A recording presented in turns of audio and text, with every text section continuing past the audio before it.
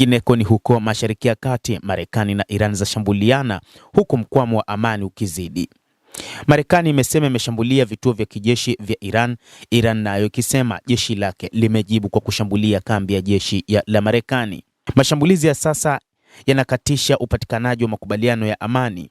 Wizara ya mambo ya nje ya Iran imesema kuwa usitishaji vita nchini Lebanon ni miongoni mwa masharti muhimu kwao kuwezesha makubaliano ya amani na Marekani, makubaliano ambayo yamekwama kwa sasa ili kumaliza mzozo wa Mashariki ya Kati.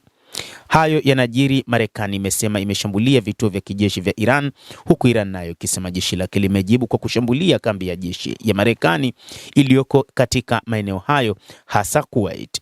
Wakati Kuwait nayo ikisema mfumo wake ulinzi wa anga umekuwa ukikabili drone na makombora ya Iran. Hayo yakijiri, kundi la Hizbullah limeshambulia kwa roketi kaskazini mwa Israel ikiwemo mji wa Haifa. Kwingineko, Iran imesema usitishaji vita kati ya Israel na Lebanon ni miongoni mwa masharti muhimu ambayo lazima yazingatiwe kabla ya kufikia mpango wowote wa amani na Marekani. Israel imeamuru viunga vya Beirut kushambuliwa siku moja tu baada ya vikosi vya Israel kuingia ndani kabisa mwa Lebanon na kufika umbali ambao havijawahi kufikia katika miaka 26. Vikosi hivi vimepewa amri nyingine ya kushambulia viunga vya kusini mwa Beirut. Baada ya sasa Israel imekuwa ikikwepa kushambulia Beirut.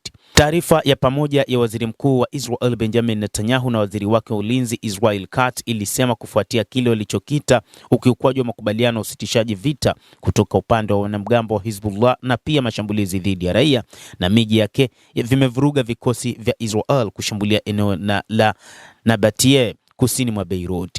Pamoja na wizara ya ulinzi, nimeliagiza jeshi letu kushambulia ngome za magaidi mjini Beirut. Hakutakuwa na hali ya Hizbullah kushambulia miji yetu na raia wetu kisha makao yake makuu ya ugaidi mjini Beirut na Dahiye na yakose kushambuliwa, amesema Netanyahu. Hata hivyo, Baraza la Usalama la Umoja wa Mataifa limeandaa kikao cha dharura kuhusu Lebanon. Baraza hilo limesema linatarajia kukutana kwa dharura siku ya leo, na moja kati ya mambo ambayo yanatajwa sasa ni kujadili mzozo huo. Lakini kutokana na namna Israel ilivyoingia huko Beirut, ndicho ambacho kimesababisha mashambulizi ya mara kwa mara kati ya Iran pamoja na Marekani. Na hata wakati huu, moja kati ya jambo ambalo linatajwa sasa ni rais wa Marekani Donald Trump kumwambia waziri mkuu Benjamin Netanyahu aondoe vikosi vyake huko Beirut ili tu kuifanya Iran isiendelee na vita, kwani Iran ilishaweka wazi kwamba huenda ikafanya mashambulizi wakati wowote katika baadhi ya maeneo ya kaskazini mwa Israel, na huku ikiwataka wananchi kuondoka katika maeneo hayo.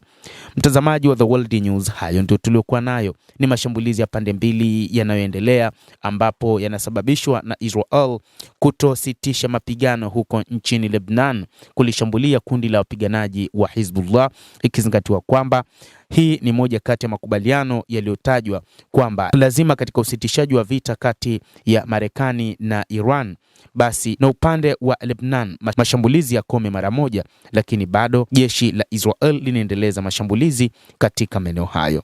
Naitwa Damu Hussein, endelea kuwa nasi wakati wote, endelea kutufuatilia uyajue mengi yanayojiri katika ulimwengu kupitia hapa The World News.